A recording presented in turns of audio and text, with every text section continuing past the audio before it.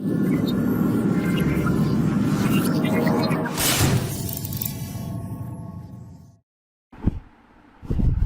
number 7. On 1st January 2013, a firm purchased machinery worth rupees 50,000 on 1st January. अच्छा जी, 50,000 की machinery purchase की है 1st जनवरी 2013 में। 50,000 की परचेज की है machinery. On 1st July 2015, it buy additional machinery worth rupees 10,000 and spend rupees 1,000 on its erection. अच्छा जी, 1 जुलाई 2015 में वो 10,000 की मशीनरी और खरीदते हैं। मीन तीसरे साल 2015 में जुलाई में जाके 10,000 की मशीनरी वो और परचेज करते हैं। 1,000 उसकी इरेक्शन मीन मरम्मत के ऊपर खर्च करता है। तो मशीनरी की प्राइस क्या होगी? 11,000। अकाउंट 31 दिसंबर को क्लोज होते हैं। कहता है नॉर्मल डेप्रिसिएशन 10% पर एनम है। मशीनरी अकाउंट आपने 4 ईयर्स के लिए बनाना है। Reducing balance method.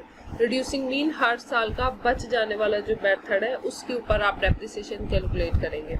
अब आप 50,000 का उसने क्वेश्चन में बोला 10% लेंगे। 12/12 क्या है? जनवरी में परचेज किया। जनवरी से दिसंबर तक इस एसेट को परचेज किए हुए आपको 12 महीने हो गए। जब इसकी हम कैलकुलेशन करते हैं ये 5,000 आ जाएगा। 50,000 में से जब आप 5,000 माइनस करेंगे 45,000 आपका क्या है? Balance sheet. इसका टोटल भी आपका 50,000 आया और इस साइड पे भी आपका सेम टोटल। नेक्स्ट ईयर का जो बैलेंस बीडी है वो आपका क्या है? 45,000।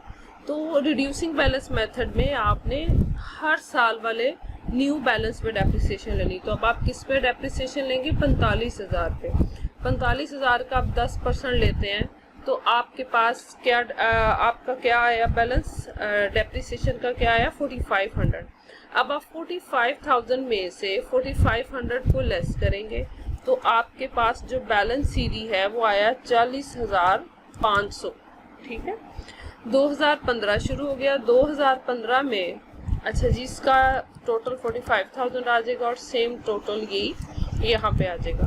थर्ड ईयर के स्टार्ट में आपका जो प्रीवियस एसेट है वो रह गया 40,500 का। आपने एक और एसेट परचेज किया 11,000 का। 10,000 का आपने परचेज किया था और क्या हुआ था कि आपकी जो 1,000 इरेक्शन पे लगा तो टोटल 51,500 के 2 एसेट आपके पास अवेलेबल है। एक एसेट 40,500 का है, एक एसेट कितने का है? 11,000 का है। अब आप यहाँ पर 40,500 वाले के ऊपर तो डेप्रिसिएशन लेंगे पूरे साल की, क्योंकि वो एसेट आपके पास जनवरी से है, जनवरी से दिसंबर तक। दूसरा एसेट आपके पास आया है जुलाई में, तो जुलाई से दिसंबर तक आए उसको आपके पास कितने मंथ हुए? 6 मंथ हुए। इसलिए आप यहाँ पे 6/12 करेंगे। तो 11,000 का आप क्या लेंगे? 6/12। अब आप जब 40,500 का 10% लेंगे तो वो आ जाएगा 50। अब जब आप 11,000 का 10% लेंगे वो होगा 1100, फिर 6 मंथ का लेंगे तो वो आ जाएगा 550। अब आप 51,500 में से 4,050 माइनस करेंगे, फिर 550 माइनस करेंगे तो जो रिमेनिंग बैलेंस आपके पास बचेगा वो होगा 46,900। ये रिमेनिंग बैलेंस है थर्ड ईयर के एंड पे। ठीक है, अब फोर्थ ईयर का स्टार्ट है। फोर्थ ईयर के स्टार्ट में आपके पास बैलेंस है 46,900। अब ये जो 46,900 है ना, इसमें अब आपके 2 एसेट है। एक 40,500 में से ये डेप्रिसिएशन लेस करके जो रिमेनिंग एसेट बचा वो भी इसी में शामिल है, और ये जो 11,000 में से 550 डेप्रिसिएशन लेस करके जो रिमेनिंग आपका एसेट बचा वो भी इसमें शामिल है। ये आपके 2 एसेट की वैल्यू है। अब चूंकि आपने पूरे साल की डेप्रिसिएशन लेनी है तो आप इसी का 10% ले लेंगे। ठीक है, आप इसी का जब 10% लेंगे तो वो आपके पास आ जाएगा 4,690 रुपीज।